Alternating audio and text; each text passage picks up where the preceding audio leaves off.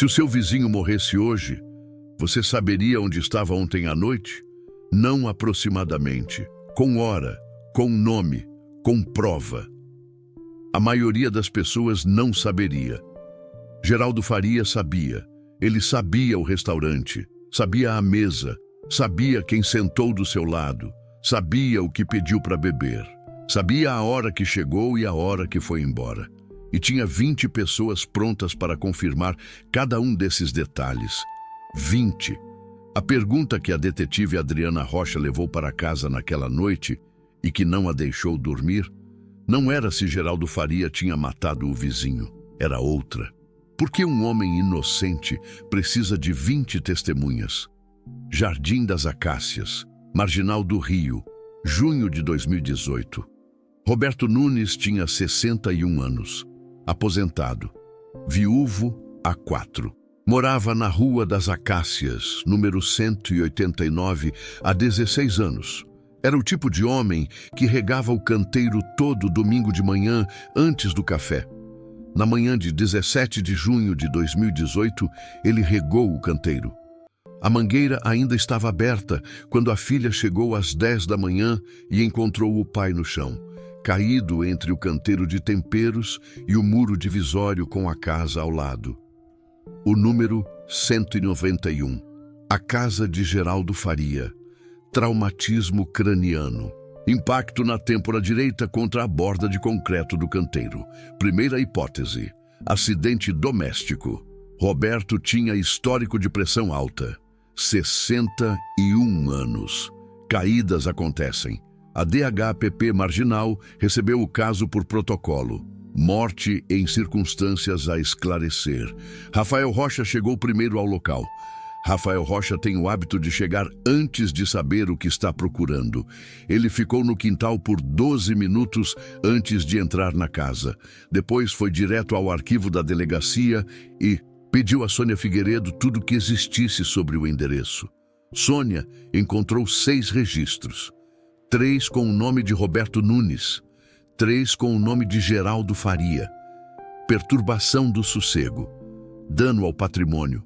Ameaça verbal, todos arquivados, todos referentes ao mesmo endereço, todos sobre o mesmo muro, 8 anos de conflito documentado. Rafael levou os 6 registros para Adriana Rocha. Adriana leu os 6 sem interrupção. Depois olhou para Rafael. Depois olhou para a janela. Depois disse uma coisa só. Onde estava o vizinho quando o corpo foi encontrado? Rafael verificou. Geraldo Faria não estava em casa na manhã de 17 de junho. Não estava no bairro. Estava, segundo ele próprio informou espontaneamente ainda no domingo, antes de qualquer convocação, numa churrascaria no centro de Marginal do Rio. Desde a noite anterior. Desde as 20 horas do sábado, dia 16. Adriana pediu a lista de presentes. Geraldo Faria entregou na manhã seguinte, sem ser solicitado uma segunda vez, sem advogado presente.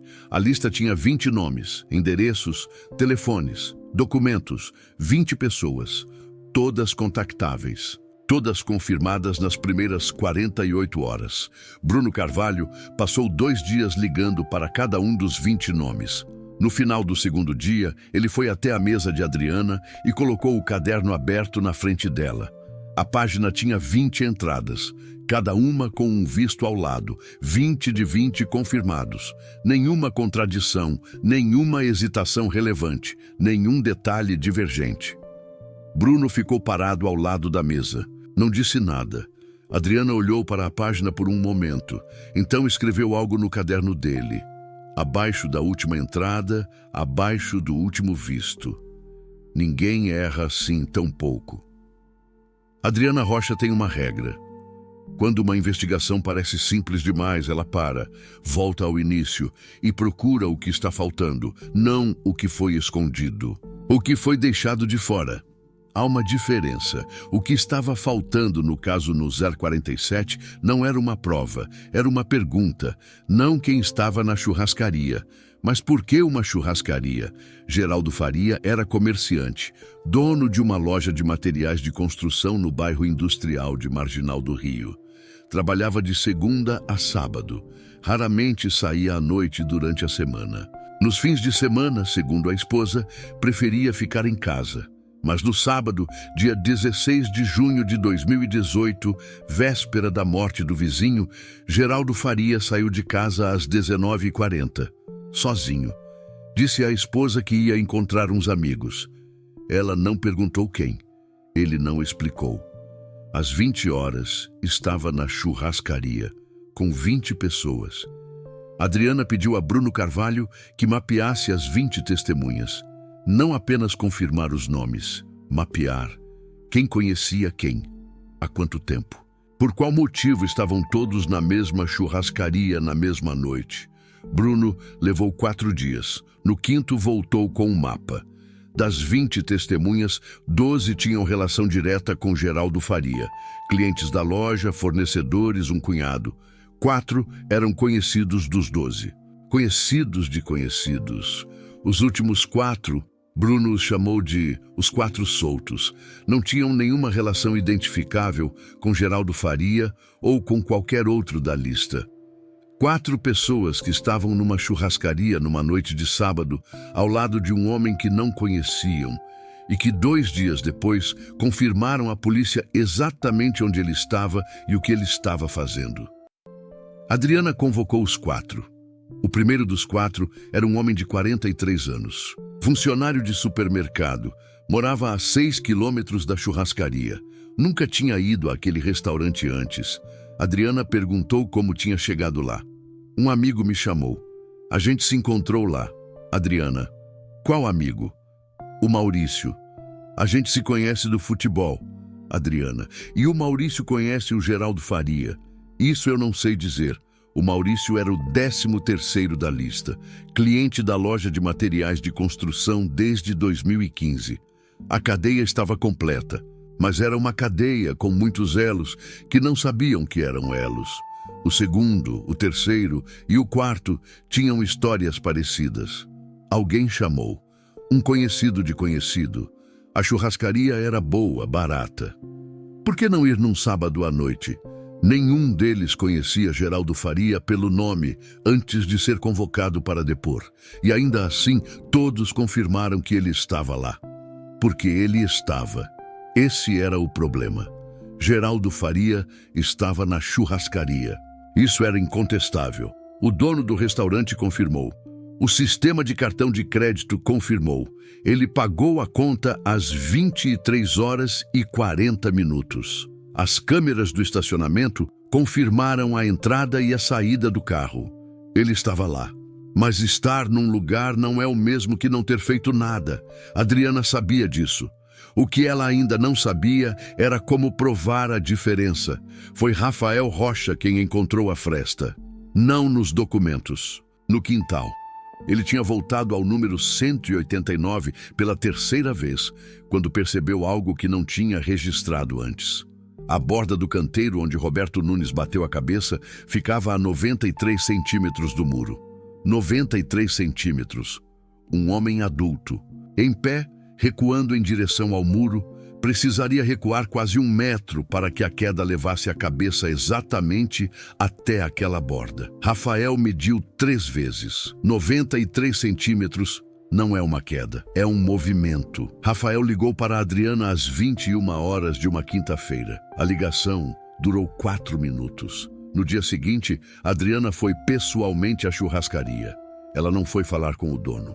Foi falar com os funcionários, especificamente com o garçom que atendeu a mesa de Geraldo Faria na noite do dia 16. O garçom tinha 22 anos, trabalhava na churrascaria há 8 meses. Não estava na lista dos 20, nunca tinha sido contactado pela investigação. Adriana perguntou se ele lembrava da mesa. Ele disse que sim, mesa grande, muita gente, animados. Adriana perguntou se ele lembrava de alguma coisa fora do comum. Tinha um cara que ficou no celular a noite toda. Os outros estavam na conversa bebendo. Esse ficava saindo para fora para atender, umas 4, 5 vezes. Achei estranho porque estava frio. 4 ou 5 ligações, do lado de fora. no frio, enquanto 20 pessoas testemunhavam que ele estava dentro. Adriana pediu ao garçom que descrevesse o homem. A descrição fechou com Geraldo Faria. De volta à delegacia, ela pediu o histórico de chamadas do celular de Geraldo Faria na noite do dia 16 de junho. O histórico chegou 3 dias depois. Geraldo Faria fez 7 ligações entre as 21h e meia-noite da noite do dia 16, 6 delas para o mesmo número. Um número que não estava registrado em nome de nenhuma pessoa física nem jurídica. Um número pré-pago, comprado em dinheiro. Sem identificação. 6 ligações para um número que não existe no nome de ninguém, da parte de fora de uma churrascaria, no frio, enquanto 20 pessoas garantiam que ele estava dentro. Adriana colocou o documento sobre a mesa. Ficou olhando para ele por um momento. Depois olhou para Bruno. Adriana. Quem ele estava ligando? Bruno. Não sei. Adriana. Quem estava do outro lado? Bruno. Não sei. Adriana. Descubra.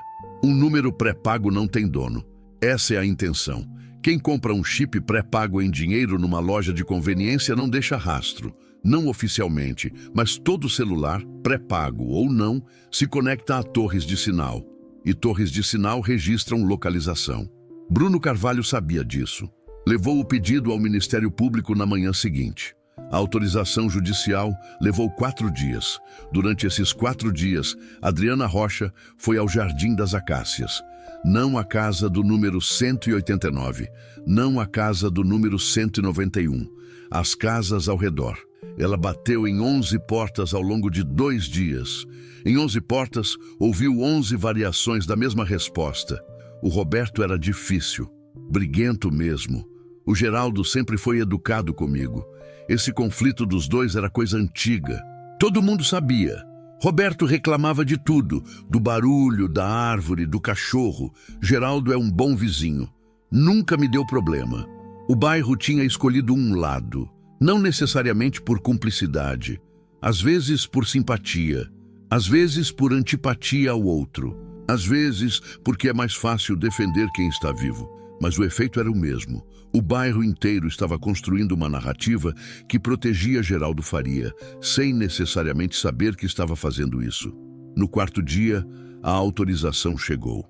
Bruno teve o dado de localização do número pré-pago em 2 horas. Na noite do dia 16 de junho, entre as 21h e meia-noite, o número pré-pago estava conectado a uma torre de sinal a 300 metros da Rua das Acácias. Enquanto Geraldo Faria ligava da parte de fora de uma churrascaria a 12 quilômetros dali, alguém com um celular pré-pago estava a 300 metros da casa de Roberto Nunes, respondendo às ligações. Adriana levou o dado para Marcos Vidal. A conversa durou 22 minutos. Ao final, Vidal autorizou a abertura formal de inquérito por homicídio. Com o inquérito aberto, Adriana teve acesso a algo que não estava disponível antes. As câmeras privadas do Jardim das Acácias.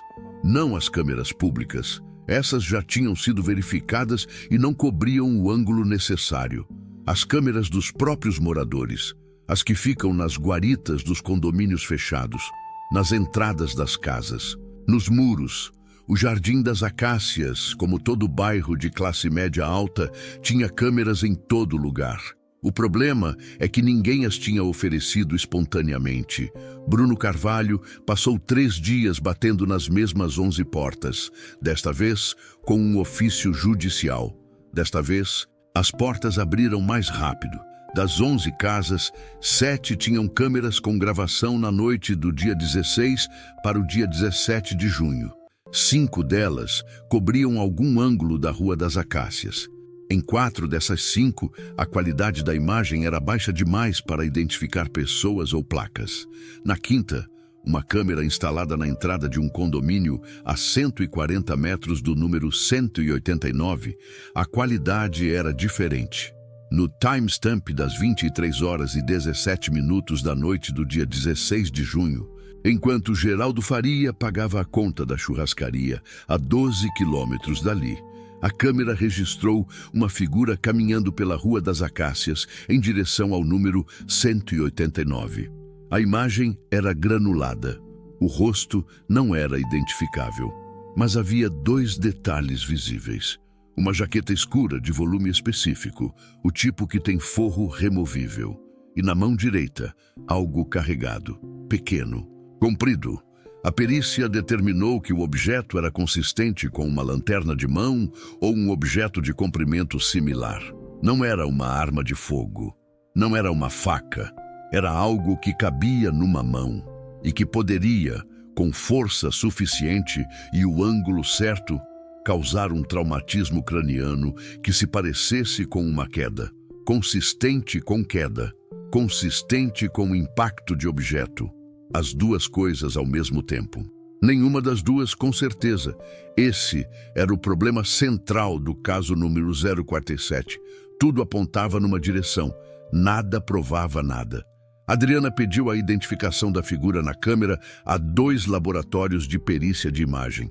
Os 2 chegaram à mesma conclusão. Imagem insuficiente para a identificação biométrica. Geraldo Faria foi indiciado em setembro de 2018. Com base no conjunto de indícios, o histórico de conflito, as 6 ligações para o número pré-pago, a localização da torre a 300 metros, a figura na câmera, o laudo pericial ambíguo. Indícios, não provas. O advogado de Geraldo Faria pediu a impronúncia em novembro. O juiz deliberou por 43 dias. Em janeiro de 2019, o juiz rejeitou o pedido de impronúncia. Geraldo Faria seria julgado pelo tribunal do júri. O julgamento estava marcado para abril de 2019.